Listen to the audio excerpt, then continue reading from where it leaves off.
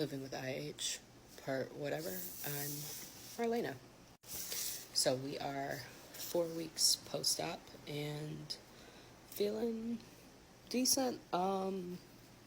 This week, no real change. The fatigue is really, it's a lot. So this week celebrated my 34th birthday, and plans with that, on Sunday wanted to do a big Sunday dinner and spent the day prepping. By prepping for that, I meant napping so that I could cook.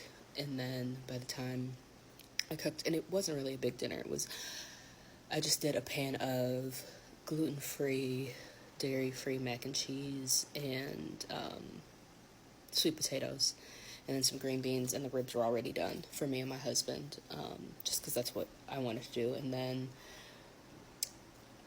I realized, oh shit, I need to lay down after this, because that was a lot. The next day after that, I think I slept for like 10 hours, because that was exhausting. What I have noticed in this last week is the bruising has gotten significantly better. So no bruises here anymore. The bruises on the groin are gone. But one thing I have started doing is I've started taking walks. And just like short 20-30 minute walks, and just really kind of moving slow, not really moving at a fast pace. And what I've noticed after taking the walks, and so like for me, I'll take walks if I'm not running an errand on those days, because I really can't do both because they're still very tiresome.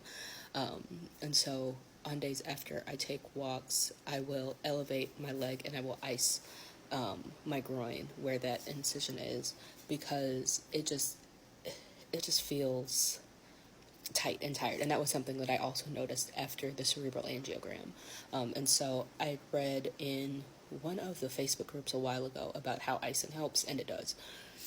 But other than that, it's really just this fatigue. Still at it. My sleep patterns are back to being normal, meaning my body wakes me up at the same time that it was before all of this, whether I like it or not. Some days I can go back to sleep in, but other days I'm just up and I'm tired. Words are still difficult, even though I am on a half dose of topiramate. So before this I was on 100 milligrams, now I'm on 50. So the brain fog is still there, but the brain fog is better. Actually, a lot of things are better. And I don't think I realized how much better things were until I went to the neuro-ophthalmologist, and I'm running through all of my symptoms with the nurse, and like we're going symptom by symptom from my previous appointment 6 months ago. And she's going through the list, and she's like, okay, do you still have this symptom? And for some of them, no, don't have them at all. Other symptoms, yes, I do still have them, but they're better. So for example, nausea. I used to be nauseous all day, every day. Now it is coming and going in waves. It's not there as much. I'm still having migraines. And so like earlier this week, I noticed that I was having migraines more frequently, but it's because it was when my migraine, I'm on an injection, and at 4 weeks, that's when that medication wears off and it's time for your next injection. So of course notice that. The dizziness and the vertigo, substantially better.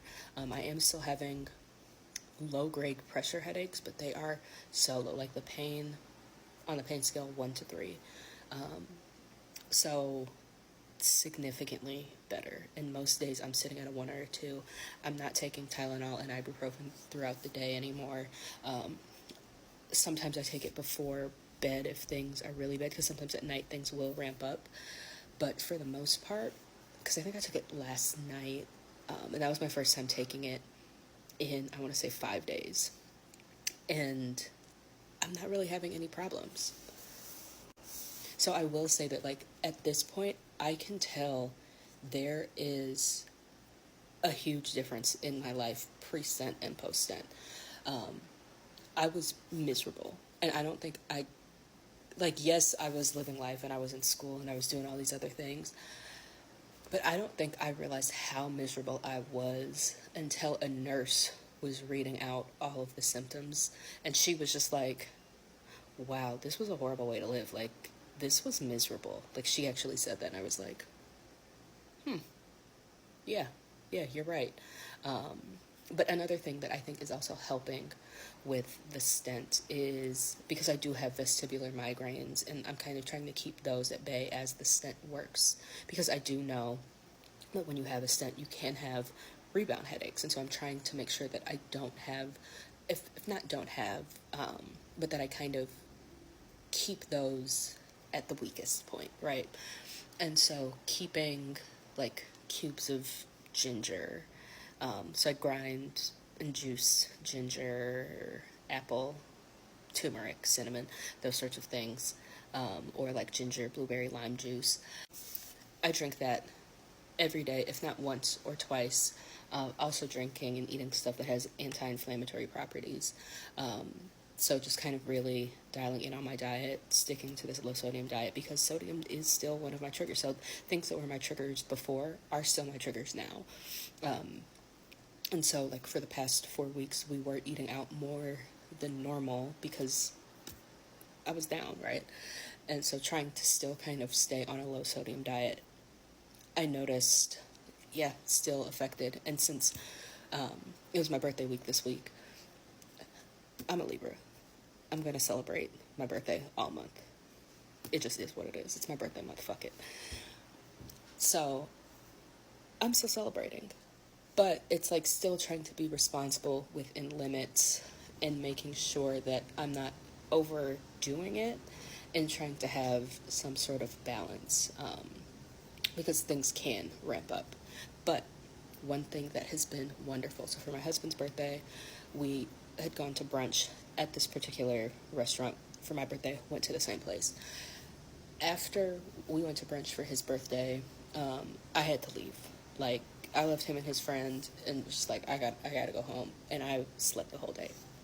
After we went for my birthday, didn't really need to do anything, even though still had to wear my migraine glasses. I did wear my headphones briefly, but those triggers were not as bad as what they usually are. So my life has definitely improved drastically. And it's only been 4 weeks. I cannot wait to see what my life is going to be like next year. So like I'm already thinking about what my return to school is going to be like, because admittedly, like, already thinking about reading, writing, those sorts of things, and that is difficult. I read a book too fast and brought on a pressure headache, and that's some nerd shit. So having to pace myself and take my time and all of those things. Also, like, how I cooked that meal and did too much, or like having to pace certain things. Before all of this, I couldn't drive at night because of how my vision was affected.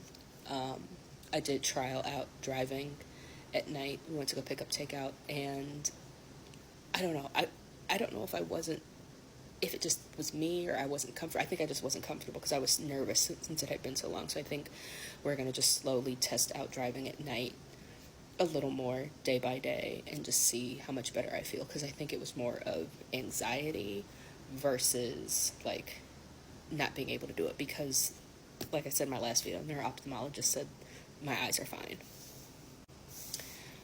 But now the next part is kind of tackling some of these other symptoms, because I do still have a little bit of tinnitus. I do have some of these other symptoms, but that is not IH related. That is superior canal dehiscence related. So now, like, the autophony is horrible. So now just trying to wait out the rest of this healing process and see whether or not all of these auditory symptoms get better, and seeing what the next steps are as far as that go. And like, are there any other options for that? And how do the vestibular migraines kind of shake out?